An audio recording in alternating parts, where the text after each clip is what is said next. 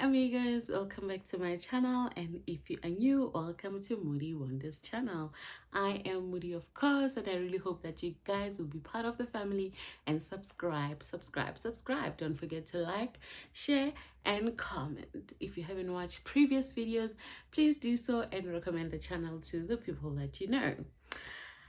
Okay, so coming to today's sit down, because today I'm having a sit down, guys, and those who don't know, I'm a new mom and I love traveling. All right, ideally this time it's December and it just passed my birthday and our wedding anniversary, 2 years together.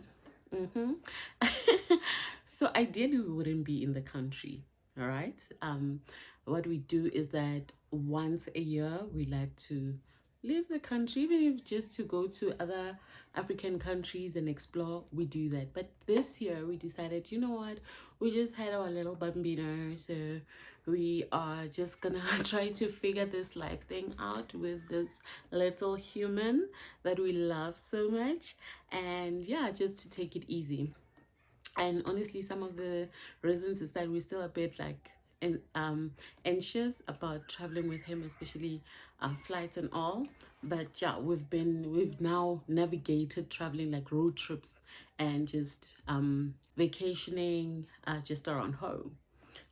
If you can tell in my previous videos, we traveled with him, hence I advise that if you have a little one, you just request a baby cot and all that. If you're not doing a co-sleeping, if you're not co-sleeping with a baby, you can request a baby cot. You don't have to pack up your own and do all that. But what I like to do is, okay, this is part of the sit down that I have. Like, I want to explain to you what I discovered about traveling with a baby, with an infant. I think, yeah, he's an infant. He's 7 months. Yeah, he's an infant, guys. I think you're an infant until you're one, or at least Google says that. So yeah, I discovered it's a lot of work to travel with a little one. Oh my gosh, I thought it was gonna like it's not as glamorous as you guys think, hey? Like, yo, there's a lot that goes into it. I mean, and not the obvious things like packing for all seasons, which is obvious. Even when you're going out for lunch or visiting a family, you just, like, the baby bag has clothes for all seasons. It has enough nappies, and everything and the works, that's like an everyday bag. And obviously, even if you're traveling, you're just going to have enough things, right? You're going to pack for all seasons and have enough nappies and yeah, the works. But if you are not co-sleeping with a child, if at home the baby sleeps in a baby cot, you actually just call the accommodation and arrange, which I think it's like so cool. But for me, I prefer to have like our own little what can I say, dressings for the baby cot. So our baby has like sensitive skin or whatever, so I want him to like feel like home. The cot should smell like home. As much as you don't know the type of cot they're gonna provide, you just have to bring like blankies and everything that will just be so homely to the baby. Not everything has to be so foreign. So that means you're picking like extra blankets, extra sheets. All right. Bags are always full, trust me, when you're traveling with a baby. Now there's also places that I want to go to. Most of them, they don't allow babies. Yo, guys, the changes in my life right now, they're quite shocking, hey? Because back then I could just rock up anyway I wanted. Not this time. With the little bambino, you have to call, ask, do you guys take babies? And they'll be like, no, this is a no children's accommodations, blah blah blah blah. And I understand. I mean, when I didn't have a baby, obviously I don't want to be in a place where there's like gonna be children crying and all that. But now that I have a baby, it's so not easy to understand, because you find like it's a really nice place that you really wanted to go to for a long time, and you've planned to go to the certain lodge or hotel or whatever, guest house or Airbnb, whatever the place, right? And now they're telling you they don't allow children, and you have this 7 months baby that's looking at you like, girl, you ain't going nowhere without me.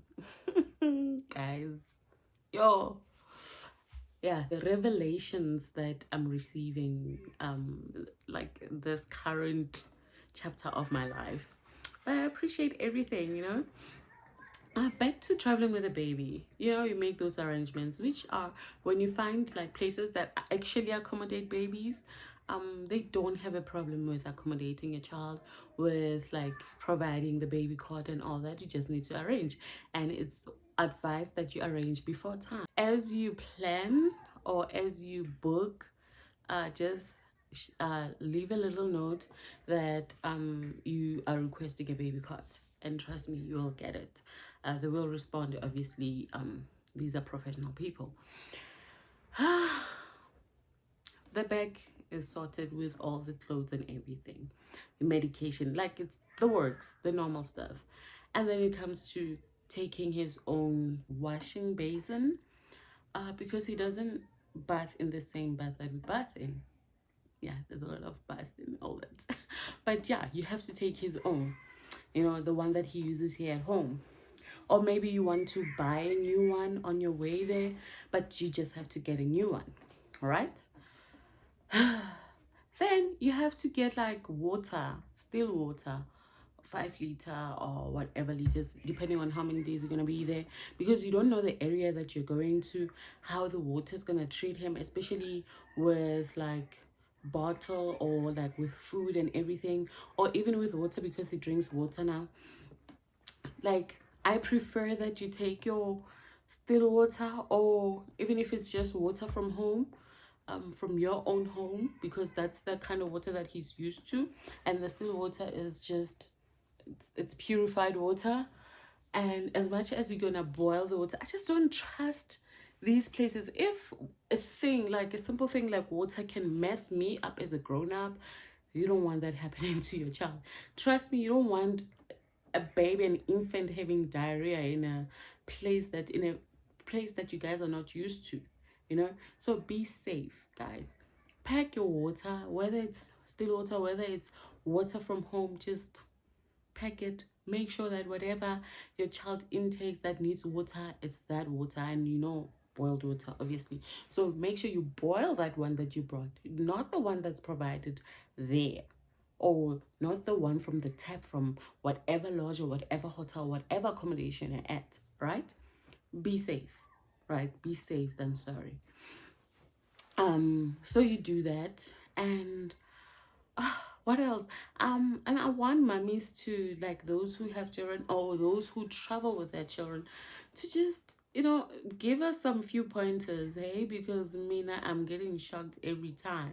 And right now I'm just sharing a little bit of knowledge that I have picked up while traveling with my little one, right?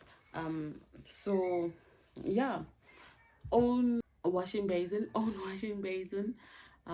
water, very important, um blankets that just feel so homely, with the smell, whatever you use, that it just needs to be like, to feel like home, you know. And you can never have enough nappies. Don't count to say, oh, my baby doesn't poop. You can't say my baby doesn't poop that much. Maybe he poops once a day, so in a day he uses like 4 nappies, because he only wets, he only pees or whatever. Guys, atmospheres change like all the time, and you don't know how your child is gonna react in a certain place. So if you have to take the whole packet, take it. I can't, you'll come back with it, you'll return with that whole packet. Be safe, guys. My thing is be safe. So that's what I've discovered, especially traveling around. But right now I just avoid long distances or traveling like far from home.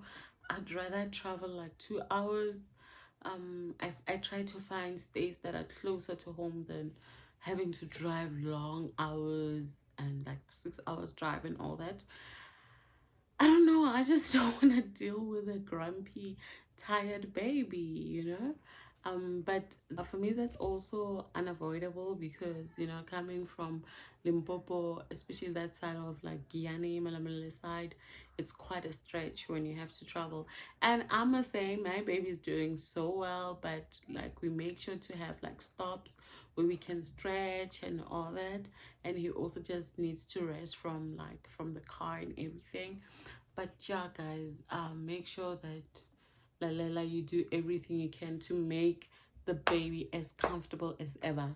And I've also noticed when we used to travel, when it was just the two of us, we would have like, we would pack like we were heavy packers with our own clothes. Now, trust me, we even forget stuff just to make sure that this child is comfortable, this child is accommodated, you know. But yeah, anyway, that's that with some tips. I hope they can save somebody or like help anyone out there, any mommy out there, any daddy out there, any family, any auntie who's taking the little ones away, any uncle, you know, literally anyone. Borakgadi, tsiang bana, au bathong. Anyway, I really hope you guys enjoyed this little vlog, and you don't forget to like, comment, and share.